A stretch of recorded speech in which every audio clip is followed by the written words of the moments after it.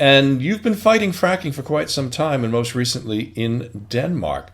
So I guess let's start with the main reason that your group believes that fracking is in trouble, the financial case. Well, it's heavily subsidized in the USA, always has been, and for every dollar they make, they spend $1.50, and that is even before counting in all the damages to the environment, to the aquifers, to the roads, and people get sick. Well, when we look at the structure of how all this is put together, uh, how big of an impact is the drop in fuel prices having to exploration in general? I haven't got a clue. Well, I like that. honest answer. Yeah, that's a Jeremy Corbyn. I like that. Yeah. I don't know. Well, it makes sense that if you can't get a good return on your product, in this case, the methane gas that It doesn't make sense. Give me, Mr. Campbell, all due respect to your show, but the question doesn't make sense. Because how will you put a price on your aquifers? Yeah, exactly. I sent you a picture of Your question's right, Dennis. well, can't win them all, right? I guess the main question I had was if you look at what has stopped additional fracturing, what is the economic case that has slowed it down? Because it has slowed down dramatically. I wish it was the knowledge of the evidence that fracking cannot be made safe, and that we had no precedents of fracking in the UK or in Denmark. I know they tried to say we did it at Witch Farm for decades. That is not true. You can call the press officer there and she will immediately tell you we've never fracked and we never intend to frack in Poole Harbour. Denmark has not fracked in the North Sea. It's not true. We're letting something loose here that, will be the greatest environmental disaster of all times if we don't stop it soon. You can't clean up an aquifer and you can't clean up the waste. It's radioactive, it's extremely toxic. I don't see why this simple economic question is relevant if you look at the evidence, because how will you live in the future without water? Oh, you can't live in the present without water. Elizabeth, I'm just wondering, is your concern more about the aquifers or the potential issue of earthquakes that we hear about? I think it's all of it together, plus the fact that methane that seeps out everywhere when you crack the shale. If you look at the picture I've sent to you, the shale, it zigzags up and down, all the layers do. When the industry illustrates the bedrock, it's like a sponge cake, neatly ordered, and the water's high up and the shale is far down.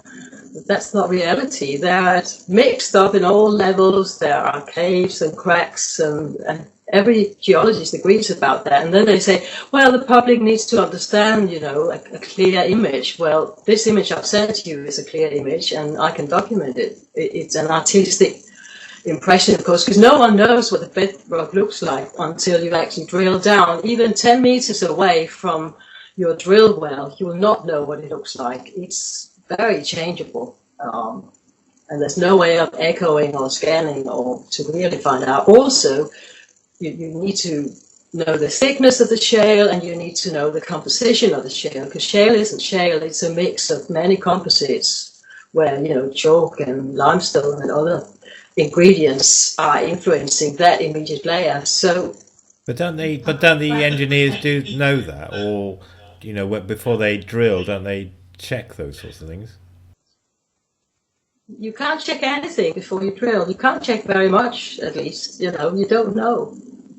And even if you think you've checked, so when they apply this huge pressure and they make explosions to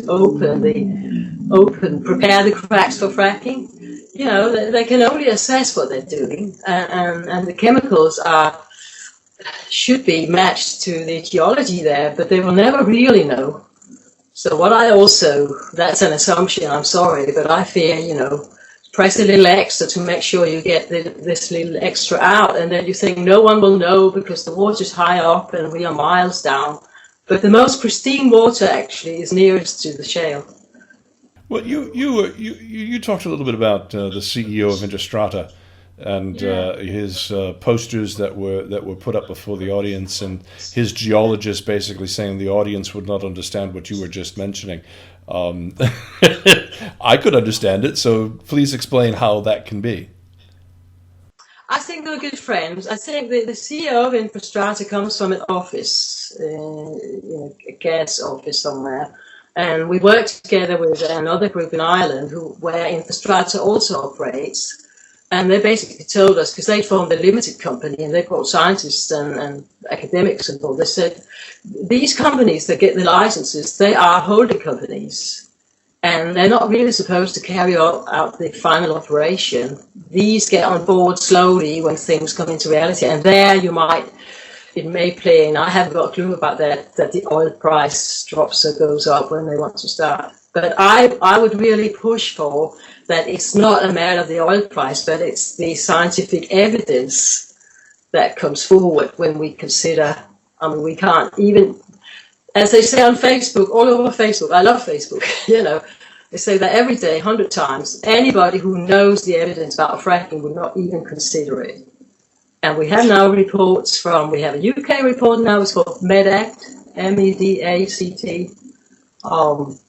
Look it up, it's a genuine document about fracking and health. Well, you did talk a little bit about it. Obviously, the other main issue is health. And, we've seen reports coming out of Pennsylvania, New York, in the United States, here in the UK, about, the health of people around areas that where fracking is currently done. Talk a little bit about that. Well, the list started, I saw this list the first time, I think, over 5 years ago. And it's constantly growing, and in recent years, lawsuits have been filed, and some have won now. There may, in my news reports, I assemble all the news I have done for the past 5 years. There are more and more news court cases won.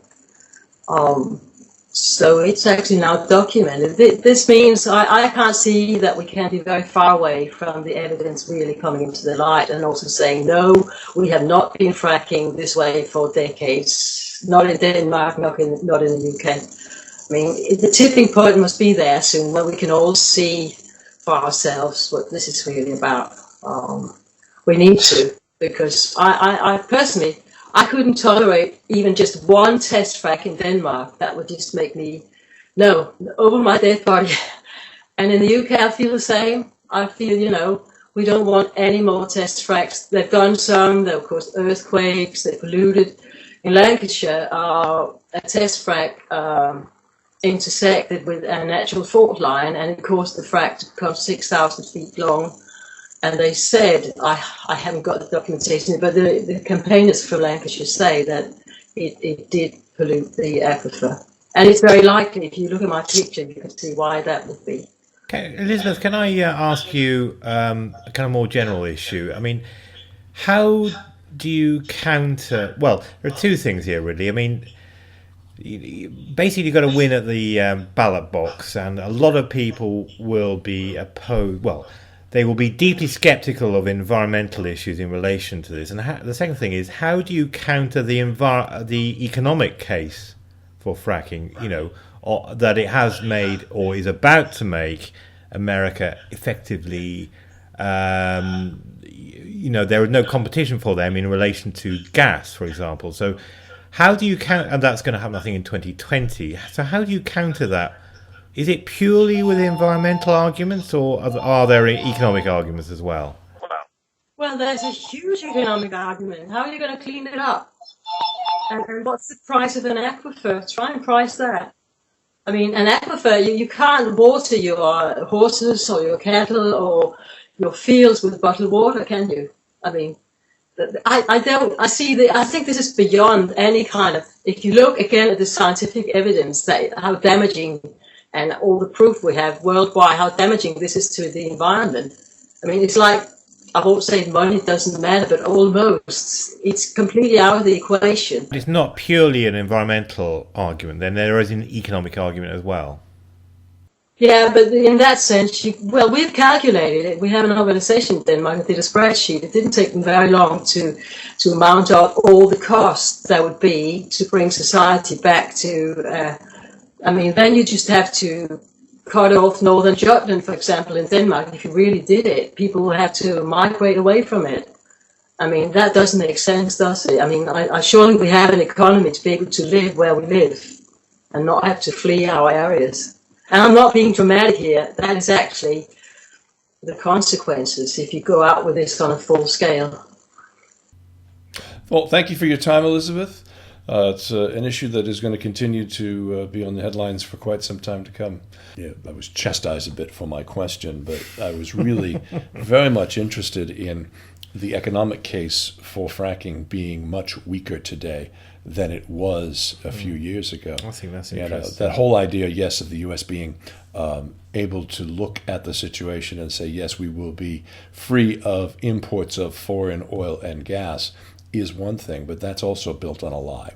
But the simple fact of the matter is that gas is now at an historical low price for both the natural gas as well as petrol.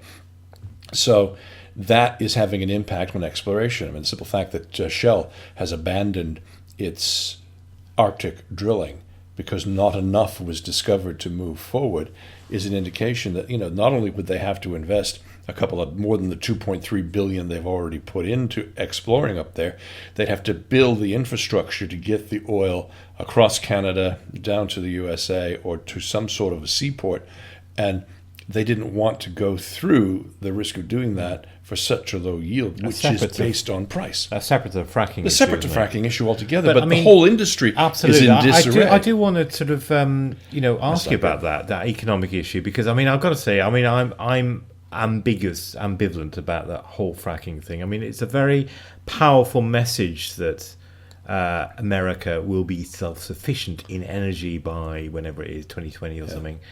That is a very powerful message, and I think those who are opposed to fracking have to counter that, not simply with the environmental issues, but the economic issues as well. They're tied together, but it can't. Well, what I'm saying is you can't simply be a bunch of muesli-eating environmentalists, Well, I don't think they're muesli-eating environmentalists, because I'm one of them as well. I am dead set. And you don't eat muesli. I eat muesli every night, but I am against the idea of hydraulic fracturing because of the danger that it poses, yes, to our aquifers. What do you do with the waste? And, as Elizabeth rightly said, they set up these shell corporations to sort of watch over all of this, and then at the end of the day, who's going to pay when it goes tits up? Because if you set up that little shell corporation, all you have to do is bankrupt it, and therefore you've walked away from any liability. And my biggest problem is that the industry has repeatedly lied to us, as industries do, about what are the effects of this particular form of exploration. They've lied about the health risks. They've lied about the risks to the water. They've lied about waste. They've got these fetid pools of waste everywhere that are filled with radiation and everything.